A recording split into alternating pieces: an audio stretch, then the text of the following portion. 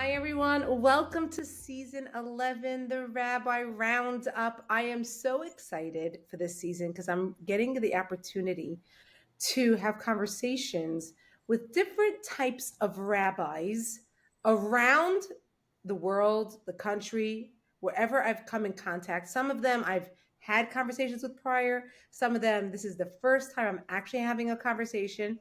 And our guest today is somebody I actually did a live with once before. And he had come out with a book that I'm sure he's going to tell us about because that always fascinates me because that's on my bucket list is to write something, a book. And I always want to know ins and outs and how it happened. But I don't want to give it away. And I would love Rabbi Reichman to introduce himself. In the process of introducing, why don't you let us know where you're from originally, where you live now, and what are you up to professionally? How's that? So that's a good question, and it's kind of. I never thought I'd be a rabbi, at least when I was growing up, and I always Oh, thought it'd be yeah? easy. I always thought it'd be easy to answer the question of what do you do. I was pre-med when I was in college. I thought I was going to be a doctor, and Oh, that's it's so so easy to interesting. answer. Yeah, it's so easy to answer the question like, "What do you do?" I'm a doctor. Okay, move on to the next question. Like answering the question of what I do takes up most of these types of conversations. So I'll give you the short answer, and then we'll dive in a little deeper. So Okay. first of all, it's nice to be back. We did have a very enjoyable conversation last time on that live, and I guess the best way to take you back to my origin story, so to speak, is take you back to I grew up in Woodmere, grew up in the Five Towns, and I really never saw myself heading in this trajectory. I went to Shalavim, I was learning in Shalavim, and my life kind of fell apart. I was going through medical difficulties, near death experiences, I was losing consciousness. I'm not going to go into the whole drama of it right now, but basically, most people never actually wake up until they're forced with their mortality when they have that midlife crisis down the line. And I was given the biggest bracha. I had that midlife crisis when I was 17. I was facing death on a daily basis, and I began asking real questions like, what have I done with my life? Why am I here? What's my purpose? And if I actually tried to see what I could become, if I went all in, what would that be? And I was given the bracha of really pursuing greatness and pursuing what greatness means. And for me, delving into Torah, it became very clear that greatness is not objective. It's not being the best in the world. It's not, when it comes to the NBA, you have to be the best basketball player in the world to be considered great. When it comes to being a doctor, it doesn't matter how growth oriented you are. If everyone's dying on your operating table, you ain't going to get a job.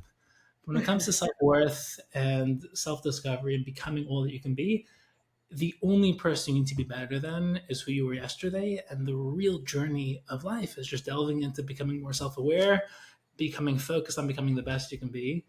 And the irony is that when you do that, because not many people are doing that, you will become objectively great, but that's not how you do it. The way you do it is you focus on being the best you can be. And it was really a life-changing trajectory for me because it started in Gemara Be'in, Halacha Be'in, then medical halacha and psychology and philosophy and academics and business and getting great physical shape, building a marriage, writing books, and helping people at the highest level succeed at the highest level. So it's turned into an amazing journey, but it was really just that one question of what is greatness and what would it mean to live a life of purpose and greatness. And I ended up then going to YU. I got smicha from YU, got a master's in education, a master's in Jewish thought. I went to Harvard, getting a PhD at University of Chicago, got certified as a coach, started writing, started speaking, started building a business, started coaching, consulting business owners, CEOs, leaders, entrepreneurs, speakers, authors to really help them succeed at the highest level in whatever type of financial or mission-oriented life they wanted to live.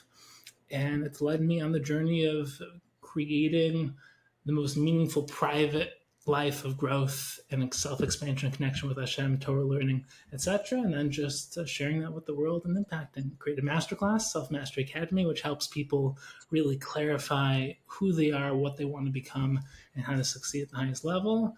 Wrote a sefer called The Journey to Your Ultimate Self, which is designed to synthesize machshava bein, like the deepest ideas of Torah thought, organized according to the weekly parsha to give people a real framework and structure to learning it, and designed to be accessible and inspiring, so people at all levels can really tap into the depth of the Torah from Maharal and the Ramchal, the Rambam, the Rambam, depth of Torah being in a very inspiring, accessible way. So that's the short, long version of The how short, I long. got where I got and what I'm doing.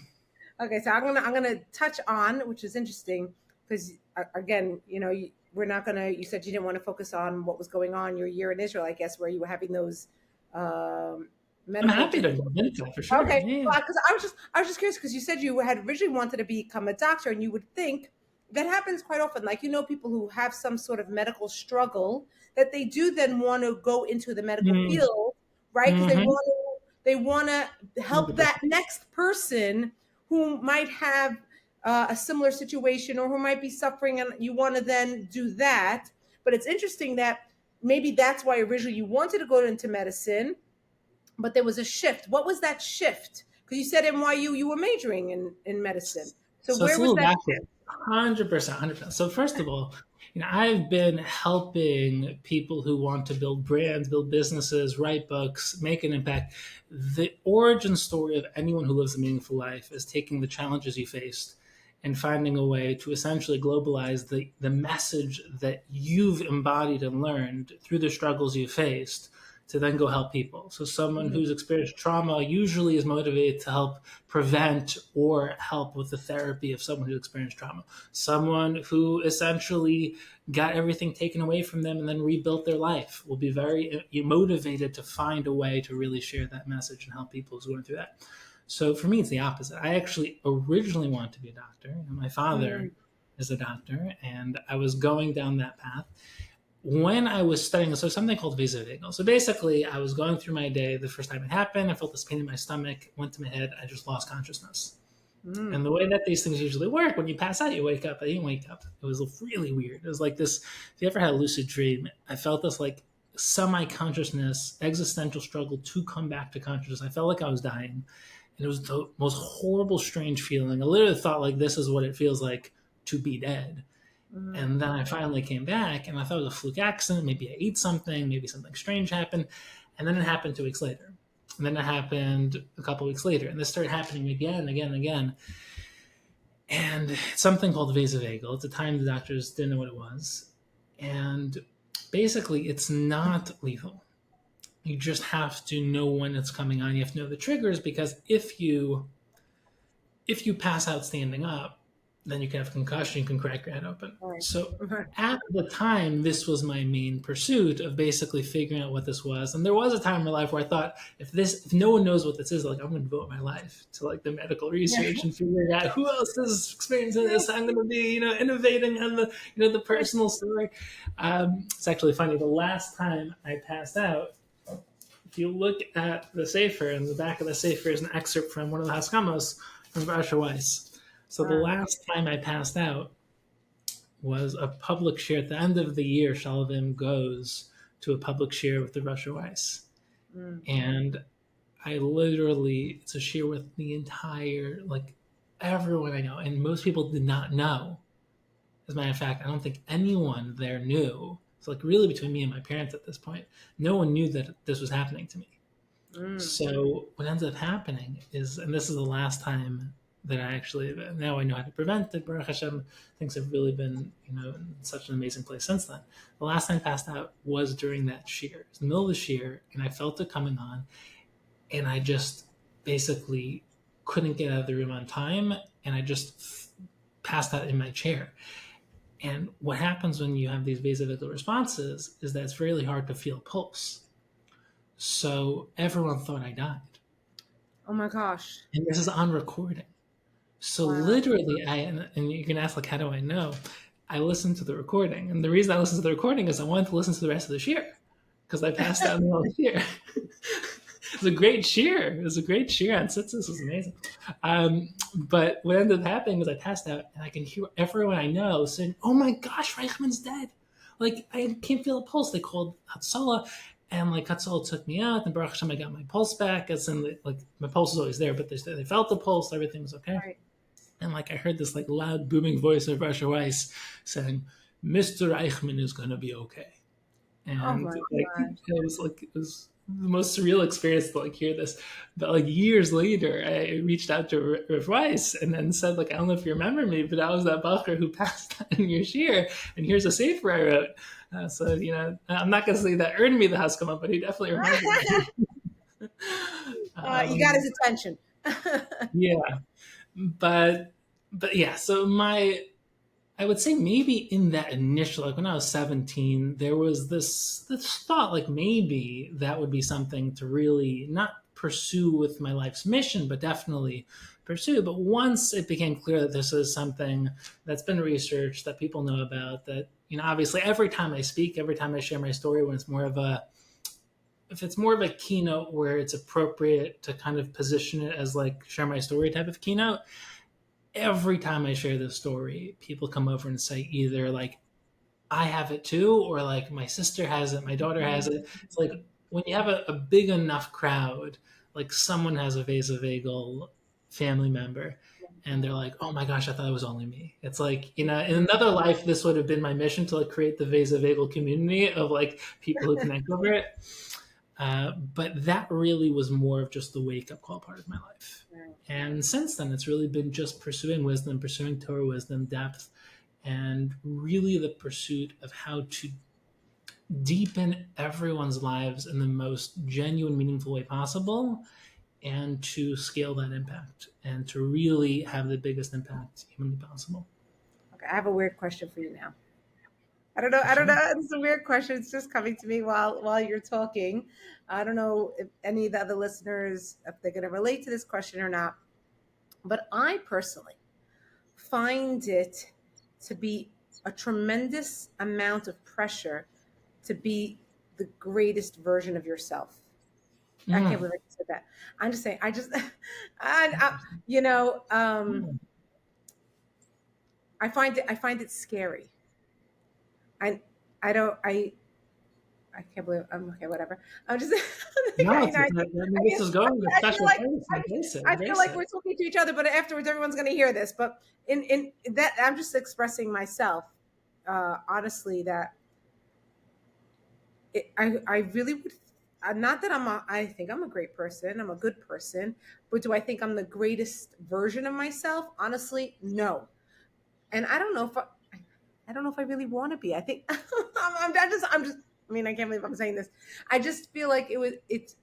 I guess I feel that I have such a tremendous amount of potential. It's scary for me to be able to um, live and tap into that all the time. Does that make any sense? That makes perfect sense. Okay. And it's like if you would think about the levels of fear, there's different aspects of fear. There's the fear of failure, there's the fear of not being good enough, there's the fear of being judged, there's the fear that maybe my best really isn't that good to begin with. There's the fear that maybe I'm not going to actualize my potential. Like maybe I'll pursue and strive for my entire life to be all that I can be, and I'll never achieve it.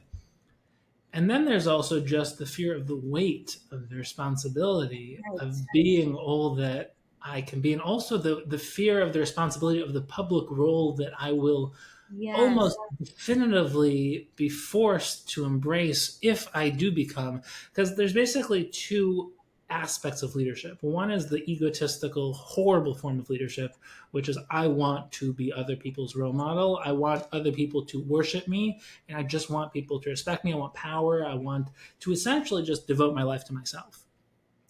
And then there's someone who devotes their life to the truth, devotes their life to Hashem, devotes their life to all that is worth devoting their life to. And by definition, they become the type of person who is called to responsibility to become someone who's able to help other people. And there's basically, when it comes to that aspect, and by the way, it's like fear is, a lot of people think fear is bad. And this is a very deep topic, because if fear is bad, then, and what I'm about to say, like you really need to like prepare yourself to think this through. A lot of people they hate fear, right? Because they're scared of failing, they're scared they're not good enough, they're scared of what people think of them, they're scared of being judged, and they're scared of being hurt. They're scared of scared of death. And then there's Yiras Hashem. There's fear. You're supposed to fear Hashem. But a lot of pop psychology and a lot of the way that self-development works is how to overcome fear, right? How to essentially negate your fear. And if the goal is overcoming fear and getting rid of that which is causing you fear, then if you're supposed to fear Hashem and people are learning that they have to overcome that which they're supposed to fear, a lot of people will feel like they have to overcome Hashem, as in they have to get rid of Hashem. And a lot of people feel free from religion when they feel like they no longer have to fear God. Which is why the Ramchal says that the goal is not to fear Hashem, it's Yiras HaRolamos, which is the real root of Yira is Re'iyah, is to see. And the real sense of seeing is not to be scared, but to be in awe. It's an inspiring form. It's really connected to Ava. It's the synthesis of Yira and Ava. It's to really be, it's kind of like when you have an amazing role model, someone who you literally look up to in the most amazing way, you're drawn to them, but you're also scared to talk to them because like they're so amazing, but you also are drawn to them. And to be scared of who you can be is okay as long as that doesn't cause you not to go there. As in, you should be scared. You should be genuinely scared of who you can be. You should also be scared of not becoming that person. Right. Because what else, as in not only what else is there to do with life, but that's the Gemara needed that Flamen Beis says that when we were in the womb, we were in this ideal perfect state. And the Vilna Gaon explains that when the Gemara says that we lost this perfect state, we didn't really lose it, we lost access to it. And the entire purpose of life is not just to become great, it's to become you. It's to actualize your unique potential, to become the person you were designed to become. And that is scary. But it's also incredible. And fear just reminds you where you are not yet. Just like failure just reminds you where you are not yet. There's always a level of fear behind the next level of your life. So if you really think about it, the way that I think people need to construct fear is you have to have something exciting, inspiring, something magnetically pulling you towards your ideal future. But you can also utilize fear. It's like,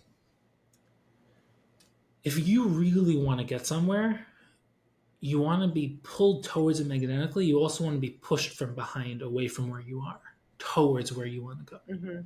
So if you are both inspired to build the type of marriage you know you're supposed to build, take care of your health, build your Torah wisdom, your connection with Hashem, your impact in the community, your career, financial situation, your relationships, but you're also scared of not living up to your potential, of not being willing to go into the unknown, to really say, yes, like I can numb the aspects of me that wake up to what I really think maybe life should be and live within this comfort zone of reality. But I know deep down the reason why I'm always inspired when I see someone doing something more is because I want to do that. I know I'm supposed to do that. And as opposed to kind of being inspired for a moment, going back down to life, to be able to say, like, what would life be if I actually tried to become all that I could become? And once you allow yourself to not reject that thought, but to accept that as a reality, you can then go on the journey of becoming the type of person who's able to help other people do the same, which is the greatest type of life imaginable. And one of the things that I think is so profound is that a lot of people will hear this and say, that's not for me, right? I'm not capable of anything great, right? I'm just a normal person. And then for years, I struggled with this of like, there was nothing that indicated when I was a kid that I would be doing what I'm doing now. I was never, ever heading in this direction. And one of the things I truly believe is that this is the life for everyone. But the scale is different. For example, the fundamental essence of being a parent is to go on a journey of becoming all that you can be and helping your children do the same. That's what Puruvu means. Puruvu, people think just means to bring children into the world. Rashi explains that there's two aspects. There's the physical, creating a little genetic vessel to bring a neshama into the world. But then there's a lifelong journey of helping a child manifest and express their true potential, the spiritual component.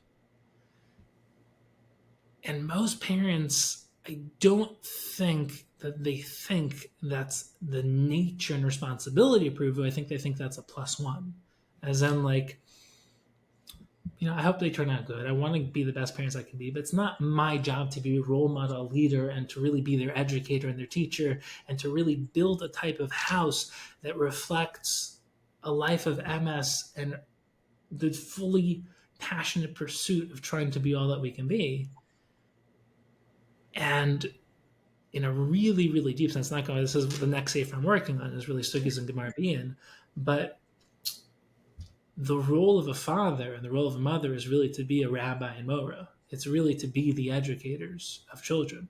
Sending children to school is the b'diavad. It's essentially extending the shlichus of that role and saying someone else can help in the process of helping my children become all they can become.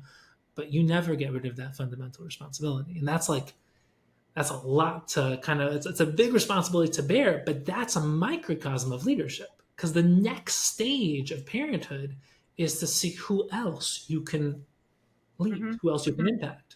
Whether it's your neighbor, your friend, someone else's children, whether it's giving something back to the community, whether it's someone who says, I have a message I believe is worth spreading.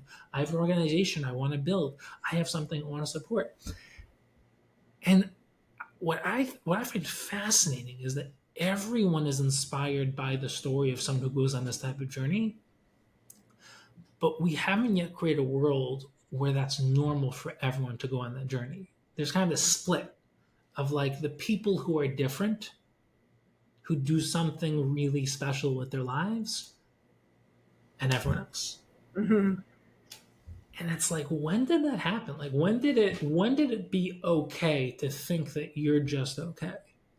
Because once you build the mindset, it's like, if we're going to be very honest, if anyone devotes a year, no wasting time, get rid of all the things that are holding you back, fix your mindset, essentially build the type of structure and environment to your life that makes sense, that actually would help reinforce you becoming the best version of you.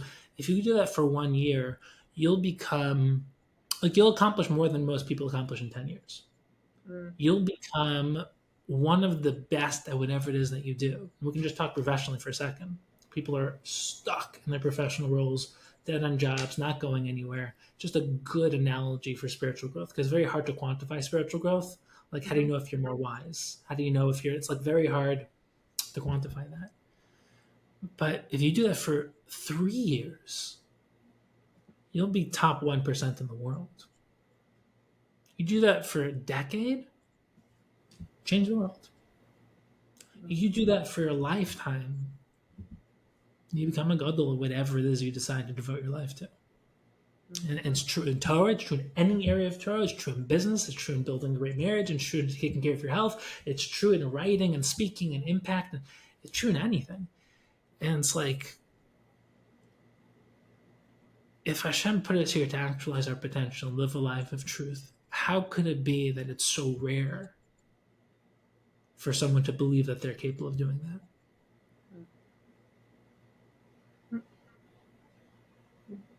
These are powerful thoughts. I want to go back and touch on. I took notes, so I'm going to work backwards about the parenting. So in general, I think your kids are. I don't know. You have only one, or you have more I have than one, and he's 20 months. 20 months old. Okay. We're still at months, not years. So I got 6, and I'm already a grandma. Okay, Wow. I'm already expecting my 6th grandchild. But so not to school you, but as they would say, it's. I think one of the most. I agree with you that what the role of a parent is, and then I'll even give you a source. You might know this from Moshe Feinstein in a second, and you can put that in the book if I bring it to your attention. I think one of the hardest thing as a parent is our role, but then learning that it's not our journey, it's their journey. Mm-hmm. so difficult. You envision, and I hope everything you envision and think of, Rabbi Reichman, of what you think and imagine your world will be like, and how your Shabbos table will look like, and your family will look like, and your kids. I hope it all comes to fruition. But more often or not, it doesn't. And then a parent has to do a lot of soul searching and letting go and learning how to be the guide, and letting go of the path that you had envisioned, and they're not on it. So that's number one. Number two, you can't totally let go. And that's what you were talking about. And Rav Moshe Feinstein talks about in Parshas Vayeshev. I don't know if you ever read his little word on Vayeshev, that it said that when Yaakov got to Migurei Aviv, right, he gets there to Eretz Canaan, Vayeshev, he sits back, right? He says he sits Mm-hmm. back and he relaxes as if he's like, I have these 12 wonderful boys. They're all amazing, strong, physical, tzaddikim also. I don't have anything left to do. I'm done. Did my job. And what's the next pasuk that happens right afterwards? Boom. The brothers, the jealousy, the hatred, and the whole Yaakov, the whole Yosef story unfolds. And so Moshe Feinstein says, because a job of a parent is never done. When you think you could be Vayeshev, when you think you could sit back and just let things go, things start going crazy. So there are different ways to manage, guide. Even when your kids get married, you're not out of the picture. Even when your grandchildren get married, you're not out of the picture. There's always a certain kind of guidance that's always given. You never, as a parent, you're never on vacation. you know, 100%. 100%. 100%. So that was one thing. The other thing I wanted to say is that I love how you were describing um, the importance of I call push and pull. That's the terminology I think the being pulled by the motivation, and then being pushed away from what is not that's not servicing you anymore, I guess would be a good way of saying it. So you need that pull, but you also need that push. And that's I think what you were talking about, something coming from behind you, and then something pulling you to be inspired. You need to be motivated, but it's not just enough to be inspired and motivated. You're going to need that like little push to go along the way. So that's why I was thinking about spin class. Yeah. Well, They always say your legs are, you have to pull and push, pull up and push. That's what I was thinking. So I was thinking when you were talking, like, oh, like spin class, push and pull, push and no, pull. 100%. 100%. So let's Yeah, let's kind of focus back on number yeah, one, then we'll go to number two, because these are two such profound and fundamental concepts, and they're both very connected. But this is the essential challenge of impact, is that we don't fully control anything, but within the realm of self-development, you control as much as you can humanly control. Right? So you never control circumstances. You don't control your genetics. You don't control the family you're born into. You don't control the people in your environment. You don't control essentially the situation that you were born into, or the situation that kind of comes at you day by day. You control everything that goes on the realm of decision making. So you can control what you focus on, you can control your mindset, you control the actions you take, the words you speak, the people you choose to spend time with, the environment you choose to put yourself in. Once you find yourself in a situation you didn't choose, you start to essentially start building your situation. And in a general sense, you choose where you live. You choose the people that are part of your life. You choose what goes in your mind, what ideas you're feeding yourself. So now you're essentially choosing your internal life. The most difficult thing is someone who's devoting their life to a chosen life, choosing essentially how to build themselves, and not just build, but really manifest their true potential. So figuring out who they are, why they do what they do, but in a deeper sense, like, who did Hashem essentially make you into? Like, are you creative? Are you mathematical? Are you interpersonal? Are you entrepreneurial? What types of Torah, areas of Torah do you like? What areas of life are you interested in? Who are you? Not only like what to learn, but how do you learn? Not only what to think, how do you think? And trying to realize that self-awareness is the most powerful and fundamental tool to to living an incredible life, to living a life of truth, is figuring out what is, to essentially express something's truth is to figure out what it is. And the most important question when it comes to you is, what are you? And there's the general things that we all share: spiritual growth, intellectual growth, emotional well-being, physical health, building great relationships, making an impact, figuring out how you're going to support your family, figuring out how you're going to build your life. But there's the unique element of, who are you?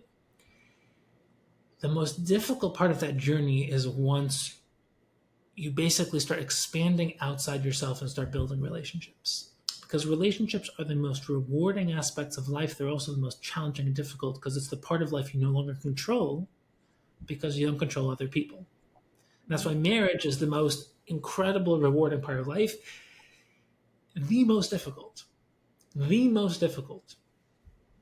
Because as much as you want an amazing marriage, as much as you want to grow, husband cannot control his wife, a wife cannot control her husband. So it's not a question of just one side doing everything to create an amazing marriage. It requires two people to essentially break down walls, communicate, create synergy, create a lifetime mission of building a marriage where, let's say you're in a great mood and they're not. Let's say you want to learn and they're not. Let's say you want to go on a trip and they're not. Let's say you want to go out to eat and they're not. Let's say you want to work on this and they're not. Let's say it doesn't matter how amazing you are. It doesn't matter how amazing they are, unless there's somehow amazingness that synergizes and creates a real bridge to build together. Nothing's going to happen. So communication becomes key. And communication is not just verbal. It's an existential form of communication where two worlds can essentially become one while still remaining two. And that's really, really hard. And that's why we can talk forever about the difficulties of marriage and statistics and all the problems that come up. It's the most amazing and difficult part of life. That's the most potent example of any form of outer expression of relationship building. So it's why parenting is so hard. Because as much as you have a desire to give and to be an amazing parent, it's not about being an amazing parent. It's about being an amazing parent to your children and to each specific child, and then to your family as a whole. And then that's the same thing when it comes to every leader. I help CEOs and speakers and people building their brands and businesses who are trying to have an impact. The greatest struggle every leader, every rabbi, every, in today's day and age, every influencer, the greatest struggle they have is like, am I actually making an impact? Am I actually, is this all worth it? Like, yes, I'm doing so much, I'm sharing so much, so much wisdom and ideas and Torah, etc. But like, am I really making a change? Am I really making a difference? Am I really making an impact? Like, yeah, I got, I have statistics, I have metrics, but like, come on, like, is this really going anywhere? What's the point of all this? I've had this conversation like countless times, and it's like, how do you know you're having an impact? And part of it is it's really, really hard to just know if you're having an impact, because how many people, let's say I give a shiur, 1,000 people are at the shiur. Only certain types of people, even if it changed their life, it takes a certain personality to have the confidence and the desire to go over to the person who had an impact and to tell them. And even if you have a 10-year relationship with the rabbi, how many people are vulnerable and real enough to actually communicate the impact you had? So it's very hard to quantify and to actually convince yourself you're having an impact unless you really believe in what you're doing, unless you really see how you've devoted yourself to figuring out how to not just go on the mission, but to have the impact. So you have to, in a certain sense, let go of the impact. And like, I've had conversations with people who, like, your jaw would drop if you'd think that they thought they're not having an impact. You know what I'm saying? Like, world-class rabbis, educators, people in Kiruv. And it's the same thing when it comes to parenting. Your job is not to be them, and your job is not for them to be successful. Your job is to plant the seeds and give them as much of a foundation, a chance of really building a life where they're able to express their true potential. And that's not hand-holding. That's figuring out, like, the job of the parent, and this is more difficult for the mother than the father, because for the mother, it's literally the physical transition of a child that was part of her to a child that's no longer part of her physical body, but like now there's nursing, there's like the physical connection to her body for sustenance. Then there's the next stage of being a toddler. Then there's going off to, kind of kindergarten, pre-1A, but it's not really leaving. Then you go to preschool and elementary school and then high school. Then stage by stage, they leave physically more and more and more. And the natural emotional response is to hold on tighter every stage that you're supposed to let go.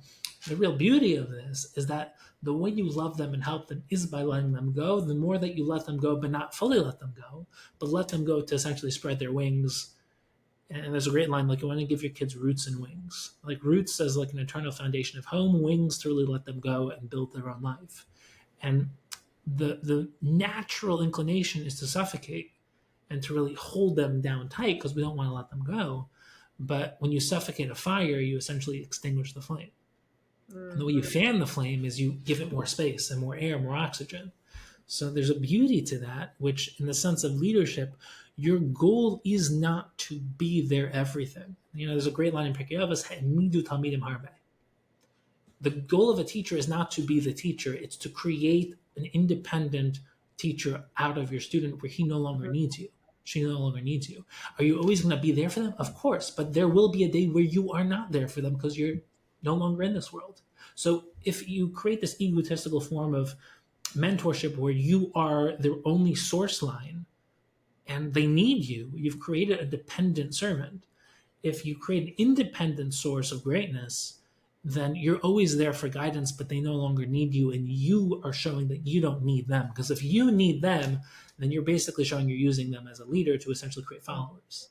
And the real form of leadership is creating leaders. So that's why, Hashem didn't create us to be nothing. He created us to become everything. Because Hashem didn't create us literally for himself. That's like an egotistical monarch. Hashem created us to become all that we can become. We still need him, but it's not like this kind of like become nothing and serve me. It's become everything by connecting to me. And that's like the deepest form of avdus. Avdus is not servitude that becomes nothing. It's essentially becoming everything, but devoted to something transcendently greater than yourself.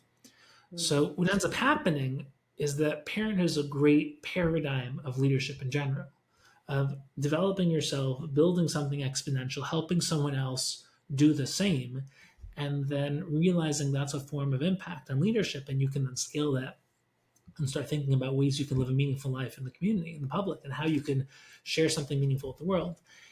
And like that form of building independence versus dependence, like whenever I take on a new client, I always tell them, like, my goal is not to essentially make you dependent on me. My goal is to help you build the skills so you can become everything you want to become and no longer need a coach or consultant.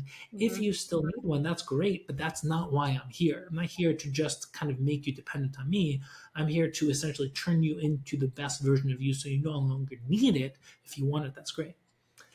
When it comes to like transitioning into that push and pull we talked about, where it's like having, and this is like an endless topic. The greatest life is a balanced life. And a lot of people struggle with that because it's really complicated to live a balanced life. It's like, if I would ask you what makes Torah so unique, I would say like it's really getting at the core of this question. Because if you look at most spiritual systems are spiritual, right? Transcend this world, live a life of the mind, a life of holiness, of spirituality. If I ask you how many spiritual mitzvahs are there, mitzvahs of the mind, of the intellect, of the soul, you can literally count them on one hand. Right? Believe in Hashem, don't serve idolatry, don't be jealous. Like every mitzvah basically is a physical mitzvah.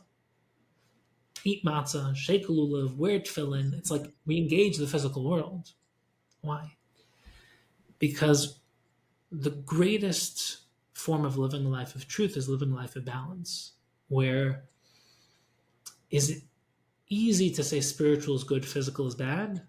Yes, but that's not true. Because the spiritual is stakal b'raisa bar'alma. Hashem used the spiritual, used the Torah to create the physical world. The physical is an expression of the spiritual.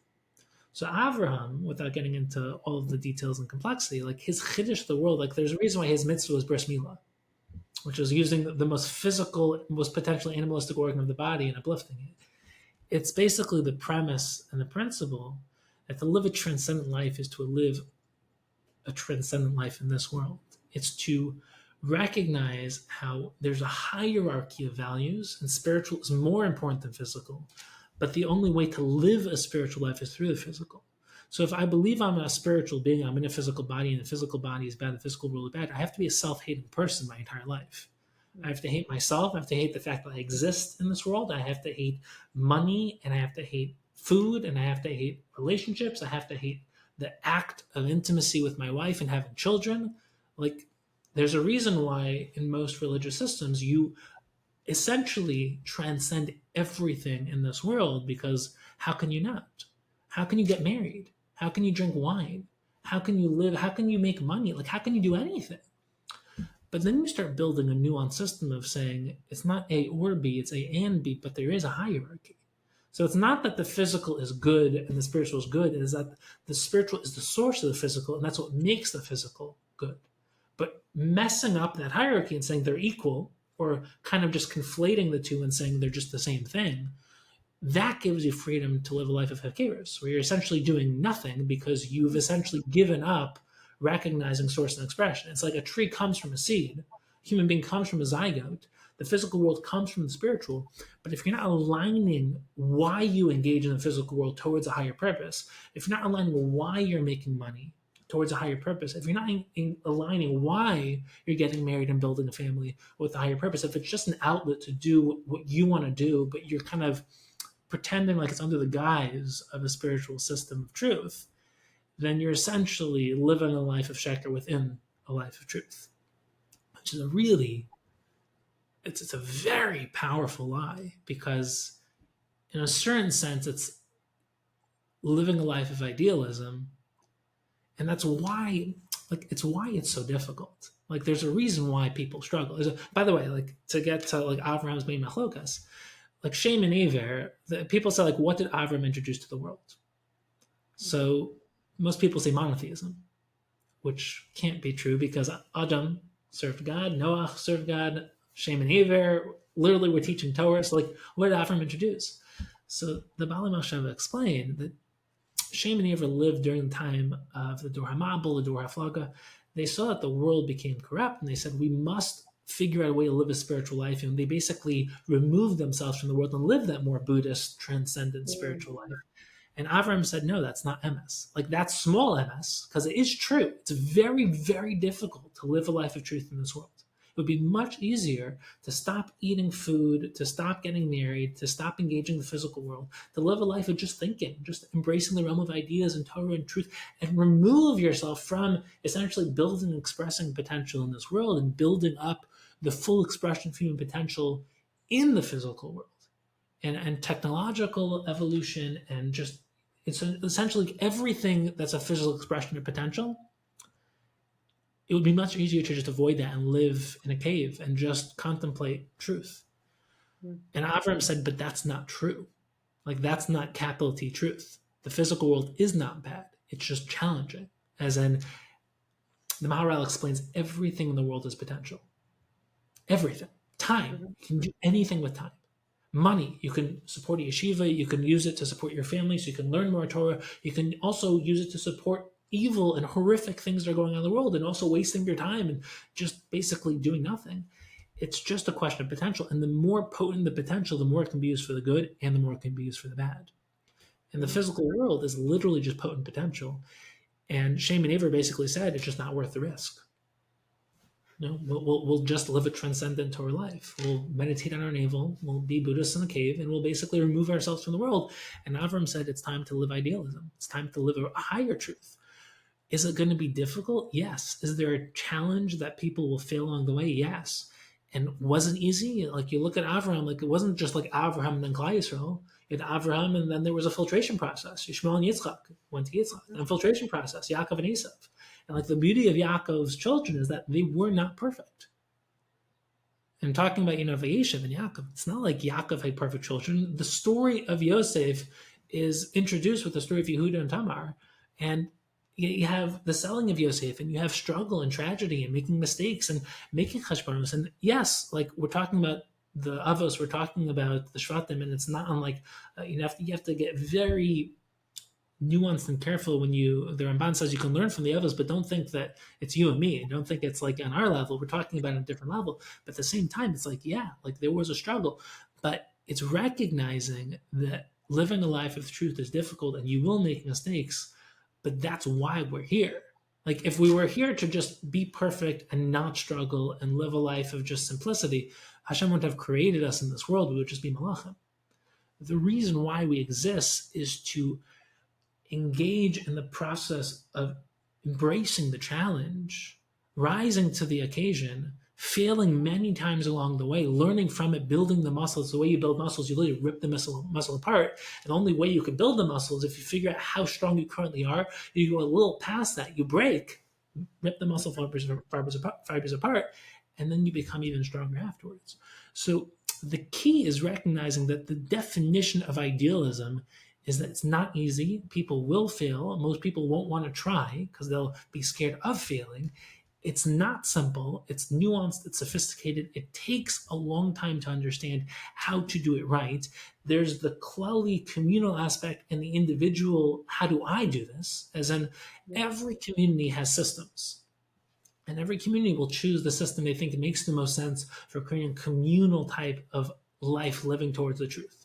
Some communities will say, only Torah, no technology. Some communities will say everything's about Eretz Yisrael. Some communities will say everything's about Torah Mada, right? Everything's about synthesizing philosophy and psychology and mathematics and business and Torah. Some communities will say everything's about this form of Hasidus. Some communities will say everything's about Musar. Some communities will say everything's about Machshava. Some communities will say everything. It's like, are they saying that everyone else is a liar? Are they saying that everyone else is wrong? Or are they saying that we're just trying to figure out the best way to live a life of emes and Torah, and on a yachid level, maybe you can be a little more nuanced, but we're creating a system for the masses. And for the system for the masses, this is essentially the best that we think the masses can do. And Abraham's literal, like his definitive claim for what he believed, and this is why Klal Yisrael comes from Abraham, is that anything short of the absolute truth is not a truth worth pursuing. And anything short of the absolute truth is not truth, it's not idealism, and it's not why we're here. And that's why Chazal say that Avraham, when Hashem created the world, it was Behi Bar'am, which is the same words, it's the same letters as Be'avraham.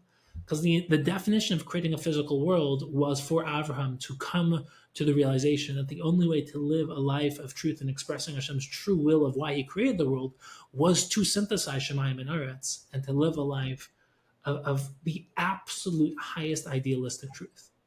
And on a microcosmic individual level, that really just means that every person needs to have a real conversation with themselves, an ongoing conversation, not every day, but an ongoing conversation of how do I fully express the potential that Hashem created me for.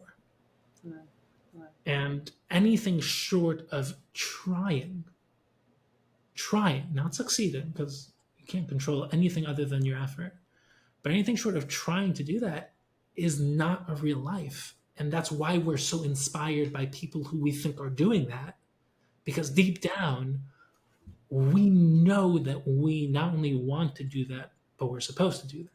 It's like something gets triggered in our neshama when we see someone who we believe is great, not because we want to be them or be like them, but we want to be like them in being the type of version of ourselves that we believe we were supposed to become. And that type of balance and nuance and synthesizing all the different areas of your life, spiritually, intellectually, emotionally, physically, your relationships, your impact in the community, building your family, building your life. It's like, don't choose one. Don't choose A or B. Like, see what would happen if you gave yourself permission to really build that balanced system internally. And that's what helps you learn how to build a balance. I'll just, this is obviously very deep. We've been going on for a while, but I'll just give a great analogy of like how to conceive of this, because this is the deeper Torah idea of Elu Ve'elu Divrei Elokim Chaim. When it comes to learning a topic in Torah, we believe that it's not like one position's right, the other position's wrong. They both are true somehow. It's like if someone comes to their father and says, "Shimmy, punch me in the face," And the father says, what? Goes over the shin. You punched Maishi. Why do you punch my son in the face? He says, because Maishi kicked me in the leg. Maishi didn't tell me that. Why did you kick him in the leg? It's because he was calling me a name. It's like, Shin, why did you call him a name? It's because he pushed me down the stairs. It's like, who's telling the truth? Right? Who's lying? Who's lying? They're both telling the truth and they're both lying, because the truth is a lot more nuanced than the small pieces of the puzzle that they're choosing not to share. It's all the pieces combined that make the whole story. So when it comes to topic in Torah, it's not like one person's right, the other person's wrong. They're creating the structure of the topic. It's like when you have white light that's refracted through a prism, it becomes a rainbow. Mm-hmm. Which one of those colors is the white light? Like, it's not even that they're all the white light. It's that when they're put together in the right way, the white light can, so to speak, it transcends the sum of its parts. When it's expressed in the physical world, and through that prism, it gets concretized into defined colors. But the actual source is that oneness, that beautiful balance of harmony. We have a piano right behind me. That's what music is, right? You take individual notes, and a musician is not someone who plays the right notes. A musician is someone who plays the notes in such a way that the listener can no longer hear the notes, they only hear music. And that's truth. Like, that's white light. That's the harmony of, it's like, if I'd ask you, are you an intellect? Are you your emotions? Are you your body? Are you your self-awareness? Are you your consciousness? Are you your relationships? Are you your family? It's like, is there a hierarchy to those? Yes. Like, it's a whole other topic. But are those all aspects of you? Yeah. But sometimes people identify too much as one of them.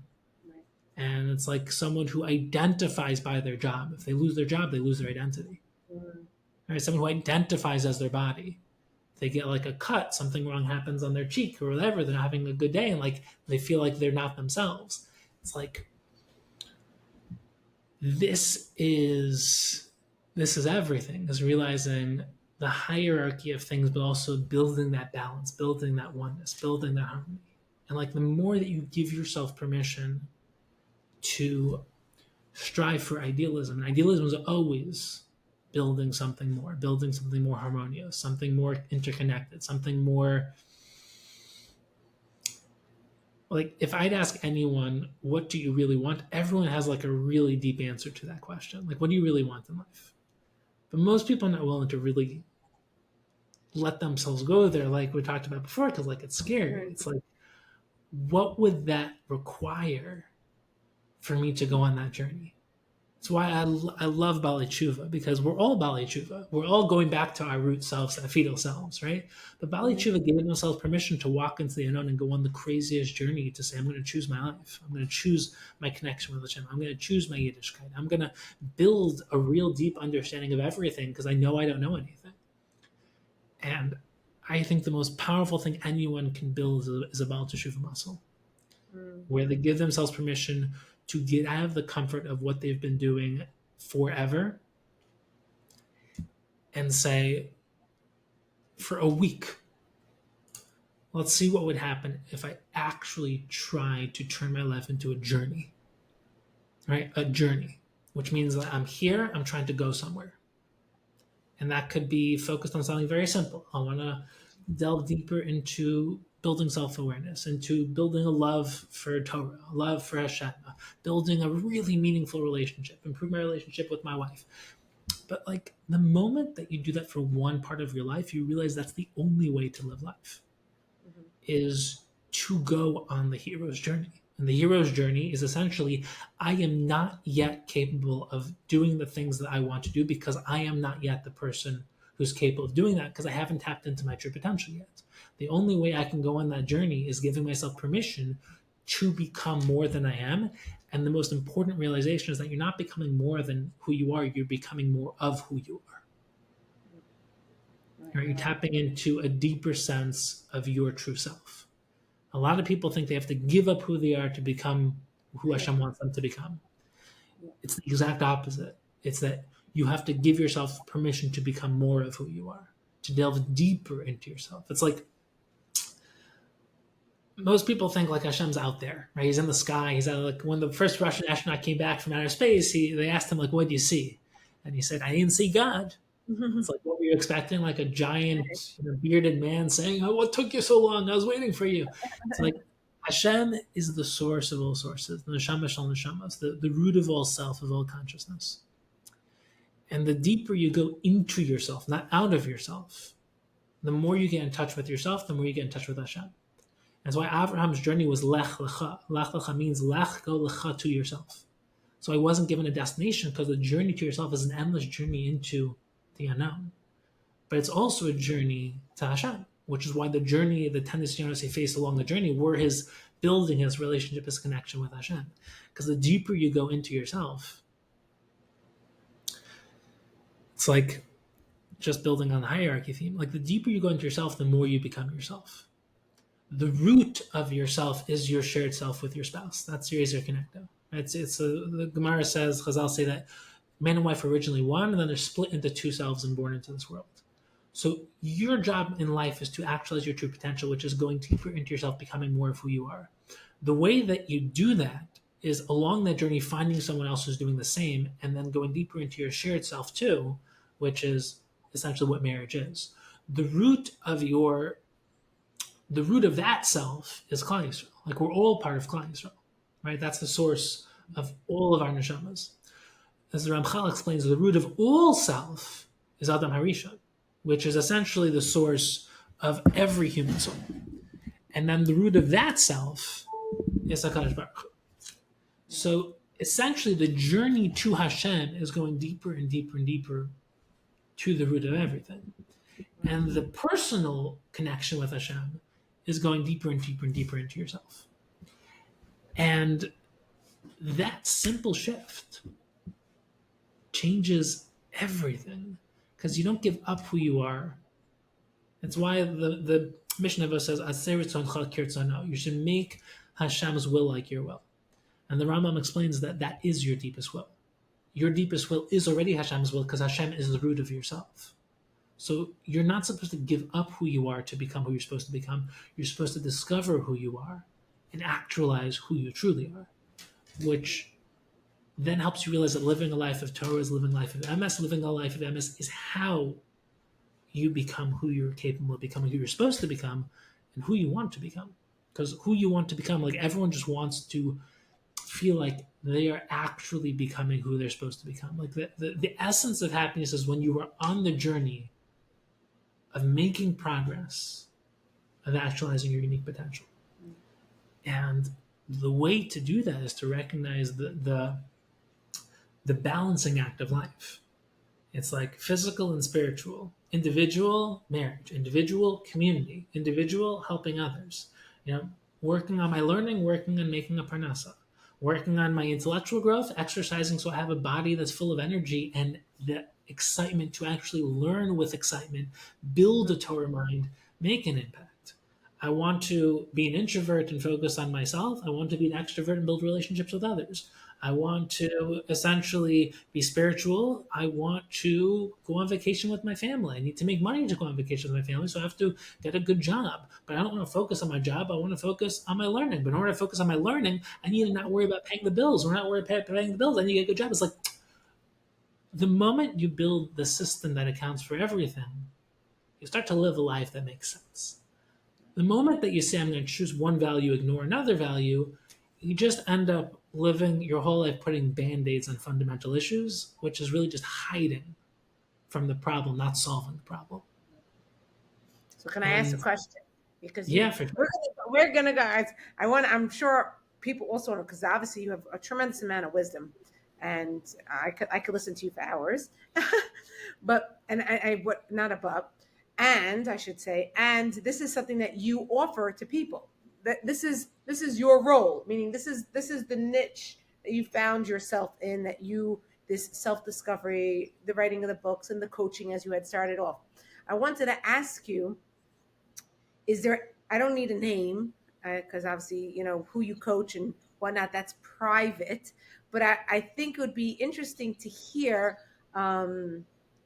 whatever you probably could share is, do you have a story of some sort where you where you saw such tremendous growth that you started off with somebody, and then after a period of time, after doing what you do, the coaching and the master the classes, and you were like, oh my gosh, I'm blown away with where they've gotten to now. Is there anything like that that you could share? Because obviously there has to be, you must have numerous ones based off of everything that you're sharing. Like, how could someone not come away and be like, okay, oh my gosh, how can I want to be balanced. I want to be right. I just listened to all of that, Rabbi Reichman, and you're like, so is there anything that you could share that you're like, you yourself 100%. are like, oh my gosh.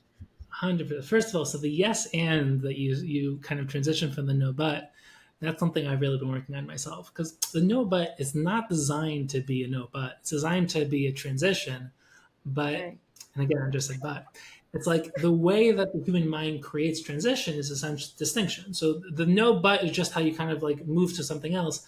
But when Yeah. you do it and the person is receiving it as like a rejection, it's like, you didn't mean it in a negative way at all, but it just comes off that way. It's like, okay, I have to rewire my whole brain to like in flow state, not thinking, to get into the thinking to say yes. And when I mean no, but the yes and is my replacement for like how I've been forming my senses. So I completely relate. And it's just, just had to take note of that. So in terms of the success stories, so it's fascinating. When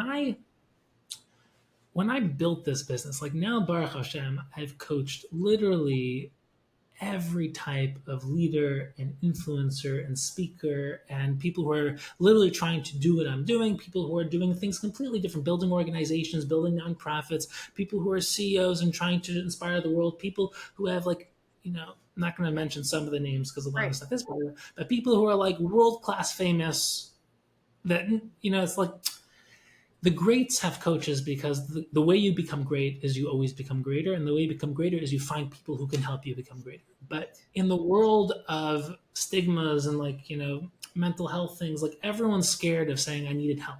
I needed to get help from someone. I did it all by myself, right? Everyone needs mentors, but people are scared to admit they need mentors. So there's a lot of confidential things here, but there's different aspects of what coaching does, because I don't just do coaching, but I'll take you through a little bit of the background.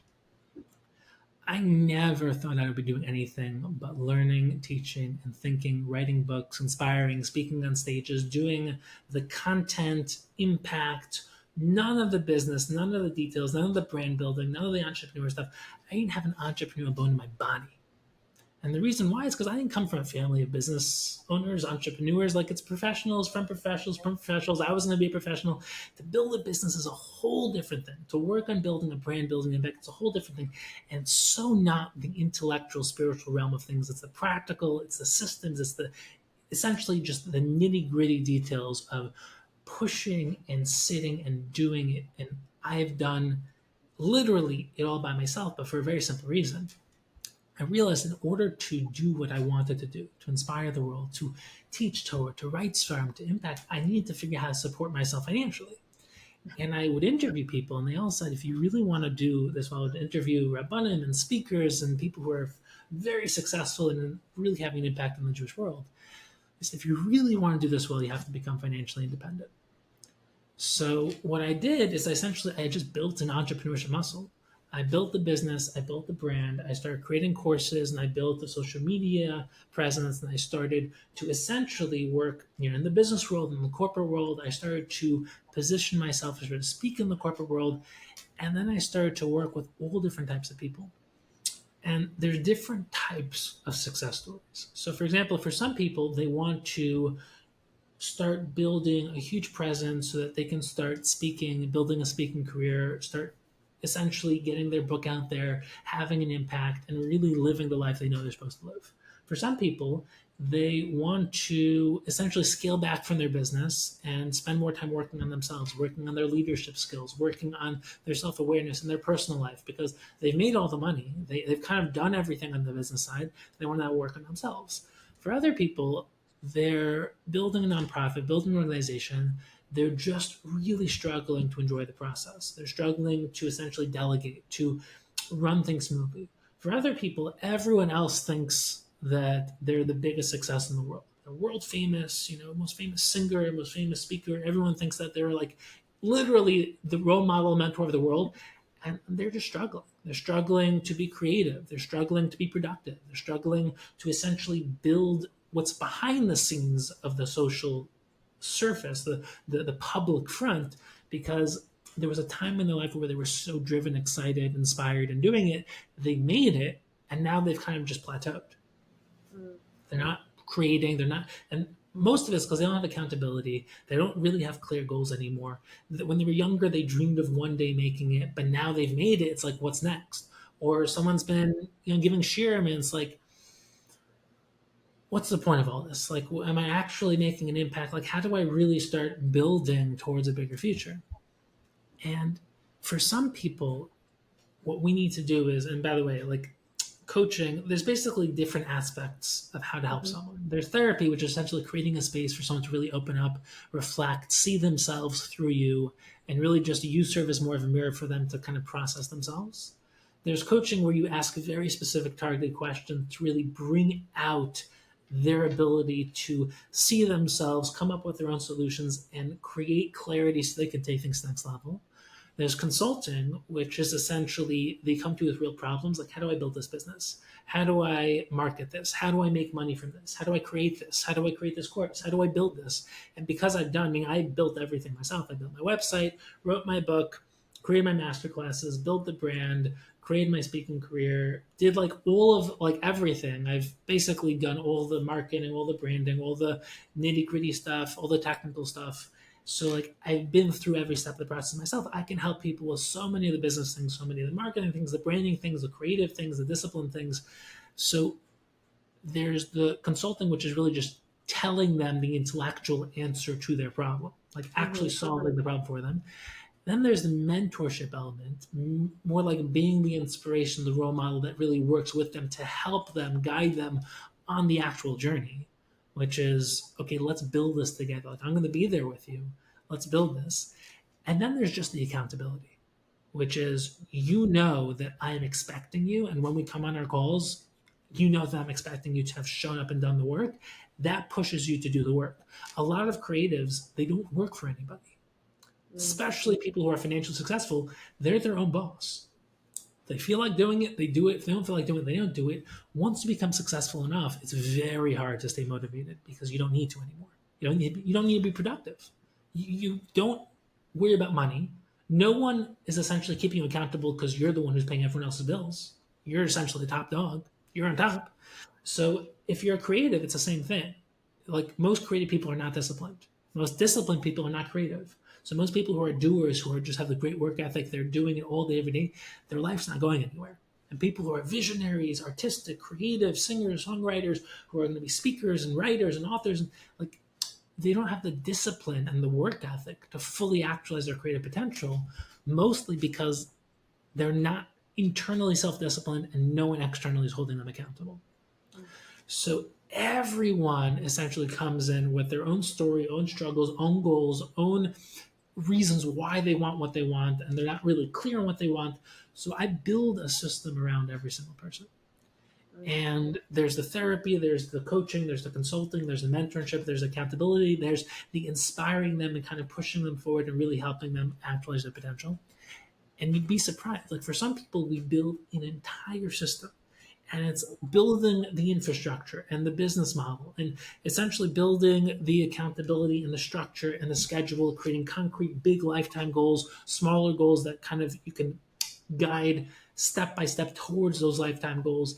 And they're able to build their business. They're able to really scale and have the impact in their nonprofit they always dreamed of. They're able to get back. And for some people, there's like that one session, that one conversation that changes their life.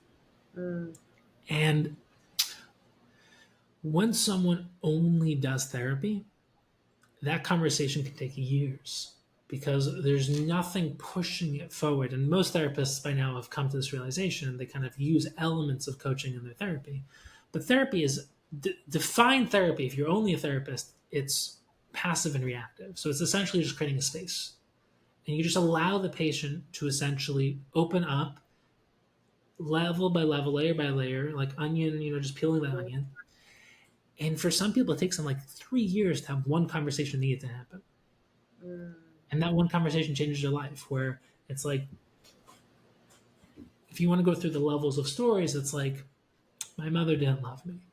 My mother never gave me attention. Or when I was a kid, I was kind of bullied. Or I never thought I was good enough. And everyone else thought I was good enough, but I never thought I was good enough. And like, I'm succeeding, and everyone thinks I'm succeeding, but I don't enjoy myself because I don't like myself. I don't really believe that I'm good enough for myself, for my family, for my husband, for my wife, for Hashem, for Klal Yisrael. And then there are people who, it's not the psychological confidence element. They've never built the discipline. They've never had structure in their life. They've never had a schedule. They've never, ever built something that helps them become who they want to become. You give them a structure, and all their creativity gets expressed into an actual funnel, and they fly. And there are people who, it's like, on the one hand, people who don't know them will never see the difference because they don't know what they were going through. On the other hand, there are people who, the moment you flip one switch, like, they become a different person because they become who they were always capable of becoming. It's like, most people, their pedal is on the gas and the brake. So they're trying to go forward, but they're also holding themselves back. And it's like, there are people who have been doing the same thing for 10 years, having the same conversation with themselves for 10 years, saying, I want to do this for 10 years. And it's like, why haven't you? And the answer is, there's a lot of different potential reasons. Some people, it's just, I'm too comfortable. I'm scared of failing.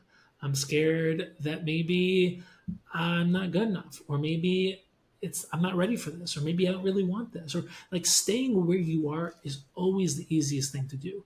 And change is literally going to happen whether you like it or not. You're going to get older. Things are going to happen. A lot of people, they move up the ladder of life simply because they're older. They've been there for a while. But people who are clear in their lives, they create a very clear direction of where they want to go, where they think Hashem wants them to go, and they do everything possible to make that happen. So the moment you take your foot off of the brakes and you push a little harder on the gas, you fly. And it's funny. It's like, I never really wanted to do the coaching, the consulting, business stuff, things like that, because when I started, I viewed it as just to support my family. Like, I really just wanted to be learning and teaching and doing the Torah, and the what I'd call, like, why I got into this in the first place. But I've been able to help, a lot of people who are doing incredible work. And one of the most amazing things is thinking of it, if my goal is to really impact Klal Yisrael, inspire Klal Yisrael, and I'm able to help people who are also doing that on their own level. And by the way, like, everyone, it's like, there are people who have, amazing Jewish organizations, people who have Jewish businesses, people who are building, Jewish, can build a full spectrum. But if I'm helping someone become a better leader, have a bigger impact, and yes, make money doing it, yes, enjoy the process of doing it, but also help so many people, then I'm able to really have a part in all the people that they inspire and touch as well. And that's a really special thing. So for me, it's kind of like, I'm not the accidental type of person. A lot of people have these stories like, oh, I never thought I'd be here. And it's like, I had this one conversation and it changed my life, and this opportunity came up. And like, I've very carefully crafted and constructed every stage of my process by obviously recognizing tremendous hashgacha along the way. But like, that one element of really seeing how the coaching and consulting is a very potent expression, because when I do it, like, I bring everything to the table. There's just the coaching, consulting, just building what they're doing. There's taking all the Torah knowledge I have. There's taking all the business experience I have. There's taking all the speaking experience and the writing experience, and just studying psychology and philosophy and how to build, how to impact. I've studied leadership my entire life. It's like, when you speak to an audience, you speak to the public. So you don't really speak to someone, you speak to everyone. You have to make it specific enough that everyone thinks you're speaking to them, but general enough that you're also speaking to everyone. But when you're working one-on-one with someone, you get to go into someone's world. And you get to go deep enough where you get to take everything that you are and really personalize it to their story, what they've gone through, what they're trying to accomplish, who they are, why they are who they are, what's holding them back from taking that next step, from building what they want to build, from doing what they've always wanted to do. And like I get into a pure flow state when I'm on stage speaking to an audience of however many people, and I get into a pure flow state when I write music, and I get into a pure flow state when I'm doing coaching consulting. Because like when you're And a tapping into podcast. your true self, right? On a podcast. Obviously, I'm on stage right now. We're speaking to the world. But it's the true sense when you're tapping into all aspects of yourself, channeled into back to that balanced harmony where you're not all over the place. You're in one place, but all parts of you are centralized and expressed into it. Which is, we should all be zocheh to build a marriage like that, where you feel like you're connecting with someone on all levels, Mm, existentially, emotionally, spiritually, intellectually, physically, building a life together, building an impact together, building a family together. So finding things that light you up and how to get into that flow state, like that's just a great. If there's something that really lights you up, like we need more people like that in the world. So you're- that's something we're pursuing, and okay, it's so something great. which I think anyone who who has something in them that really they believe lights them up. Like you don't have to make a living doing that, but Right. that's just a sign of something really, really special that you should pursue. So I want to know, what is the best way, Rabbi Reichman, someone could get in touch with you so you could help light them up? So I would say the best, and this is for anyone who really wants to have an impact, have one place where everything you do is there. So for me, everything is on my website. My website, Oh, okay. shmuelreichman.com, it's my name. So that's where I have all my shirim, all my lectures, where people can get in contact with me for coaching, consulting, speaking, just ask a question, more info about my sefer, about my courses. And really, it's where, like, maybe we'll put this podcast there too. Like, really, we're just like everything I'm doing, all the content, all the lectures, everything that I'm working on. That's really where it's all based. So it's not really just the business side of things where people can reach out just for the kind of working with me, but it's also just where people can listen to and watch and read all the other content that I'm working on. Okay. And I'm always happy to help in any way I can. So always feel free to reach out. Okay, so I hope people will reach out because you have tremendous amount of wisdom and you have a great way of giving it over. And I look forward to hopefully seeing another book from you.